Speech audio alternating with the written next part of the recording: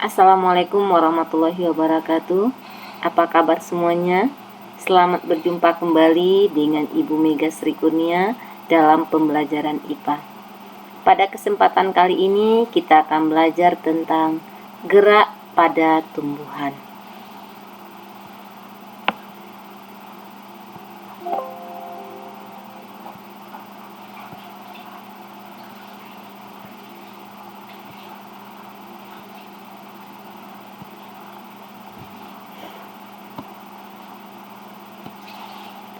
Gerak pada tumbuhan. Salah satu ciri makhluk hidup adalah bergerak. Bagaimana dengan tumbuhan? Tumbuhan juga bergerak, walaupun dengan cara berbeda dengan hewan.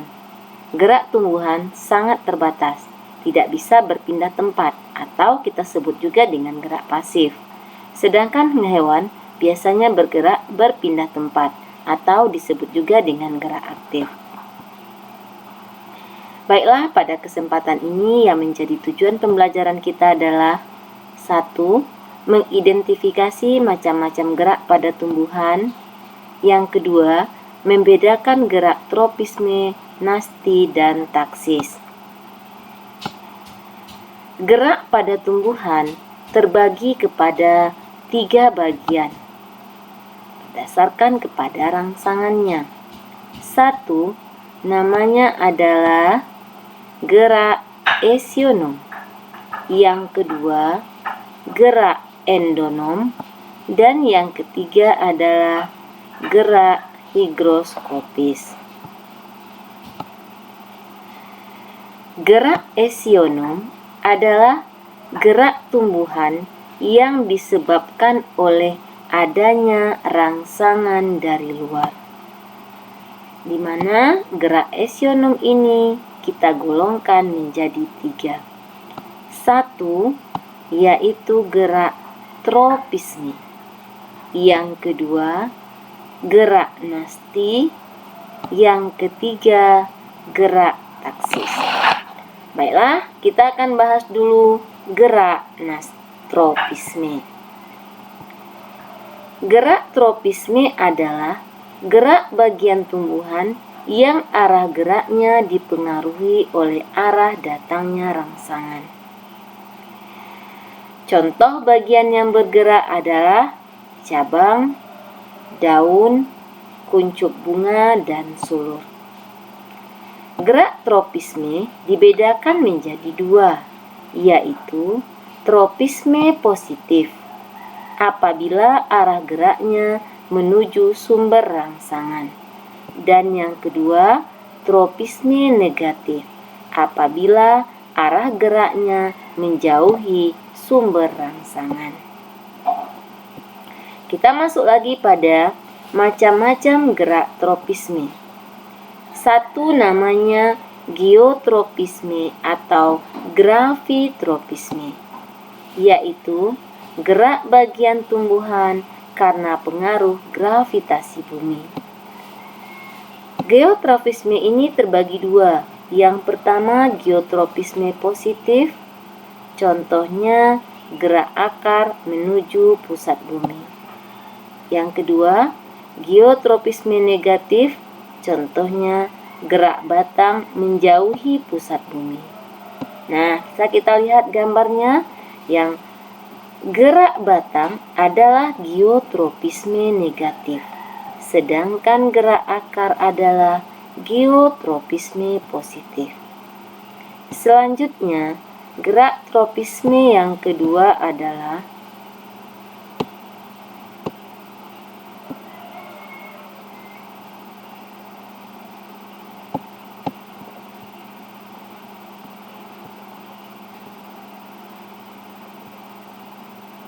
fototropisme, yaitu gerak bagian tumbuhan karena rangsangan cahaya.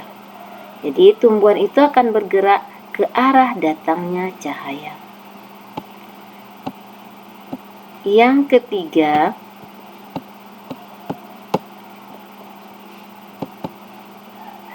gerak hidrotropisme, yaitu gerak bagian tumbuhan karena rangsangan air.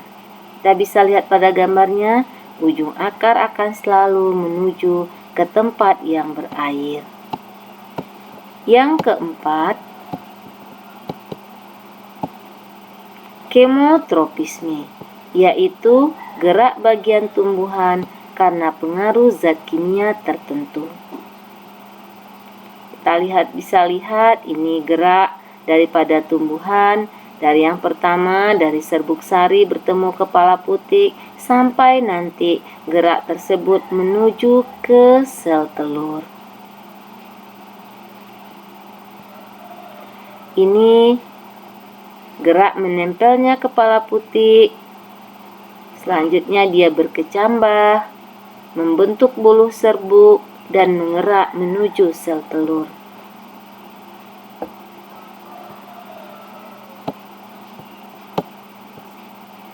Yang kelima, tigmotropisme, yaitu gerak tumbuhan karena rangsangan sentuhan atau persinggungan. Misalnya, gerak membelitnya ujung sulur pada anggur, pada semangka, pada kacang panjang, pare atau sirih, yang bisa kita lihat gambarnya sebagai berikut. Nah, ini adalah sirih, ini adalah sulur. Sulur itu akan membelut ke arah datangnya rangsangan. Ini rangsangannya berupa kayu, jadi sulur membelit pada kayu.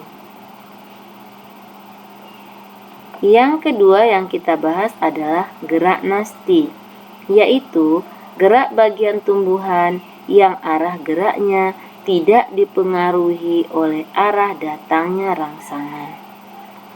Macam-macam gerak nasti. Yang pertama, fotonasti, yaitu gerak nasti yang disebabkan oleh rangsangan cahaya. Contohnya, mekarnya bunga pukul 4 di sore hari, atau mekarnya bunga kembang sepatu pada siang hari dan menguncup pada malam hari. Kita bisa lihat gambarnya. Ini adalah saat bunga tersebut kuncup, ini saat bunga tersebut mekar, bunga pukul 4. Begitu juga dengan bunga kembang sepatu. Saat bunga kembang sepatu kuncup, kita bisa lihat gambarnya. Dan saat bunga kembang sepatu mekar, kita juga bisa lihat gambarnya. Yang kedua adalah gerak niktinasti, yaitu gerak nasti yang dipengaruhi oleh rangsangan gelap, sehingga disebut juga dengan gerak tidur. Contohnya, gerak mengatupnya daun majemuk pada polong-polongan pada malam hari dan membuka kembali pada keesokan harinya atau ketika matahari sudah terbit. Mana gambarnya? Kita bisa lihat ini saat kacang tersebut mengatup dan ini saat dia mekar pada siang hari. Yang ketiga adalah seismonasti, yaitu gerak nasti yang disebabkan oleh rangsangan sentuhan atau getaran. Contohnya adalah bunga putri malu. Putri malu jika disentuh dia akan menguncup. Ini kondisi saat bunga putri malu belum disentuh. Ini kondisi di saat bunga putri malu sudah disentuh. Yang keempat, termonasti, yaitu gerak nasti karena rangsangan suhu. Misalnya mekarnya bunga tulip pada musim semi. Ini kondisi di mana bunga tulip mekar dan ini kondisi di mana bunga tulip tidak mekar. Yang kelima, nasti kompleks atau gerak nasti akibat berbagai faktor rangsangan dari luar yang saling bekerja sama, seperti suhu, cahaya, air, dan zat kimia. Contohnya adalah terjadi pada stomata, di mana pada siang hari stomata itu akan membuka dan pada malam hari stomata akan menutup kembali. Yang ketiga yang kita bahas adalah gerak. Kita perhatikan yang ketiga, gerak taksis. Gerak taksis adalah gerak pindah tempat seluruh bagian tumbuhan yang arahnya dipengaruhi oleh sumber rangsangan. Macam-macam gerak taksis. Yang pertama, fototaksis. Merupakan gerak taksis yang disebabkan karena adanya rangsangan dari cahaya. Contohnya adalah gerak Euglena Piridis menuju cahaya. Ini kita lihat gambarnya, gerak dari Euglena Piridis menuju cahaya. Yang kedua, kemotaksis, yaitu gerak taksis yang disebabkan oleh rangsangan zat kimia. Contohnya adalah gerak sel spermatozoid menuju sel telur.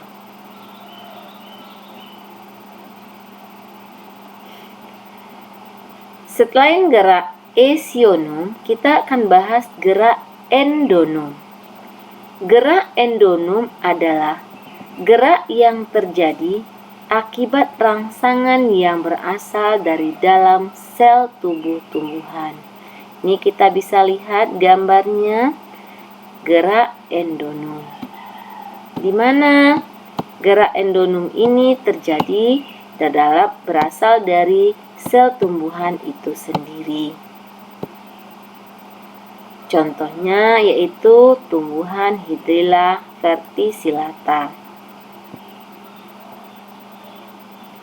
Selanjutnya adalah macam-macam gerak. Yang ketiga kita bahas gerak higroskopis, yaitu gerak tumbuhan yang dipengaruhi oleh kadar air di dalam sel.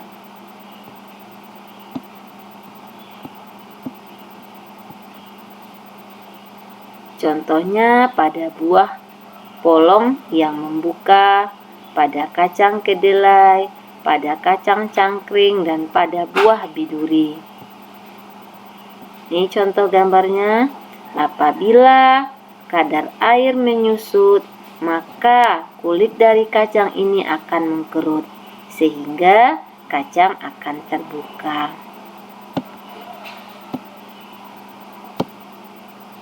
Demikianlah penjelasan kita pada gerak pada tumbuhan pada kesempatan kali ini, dan kita berjumpa kembali pada materi selanjutnya.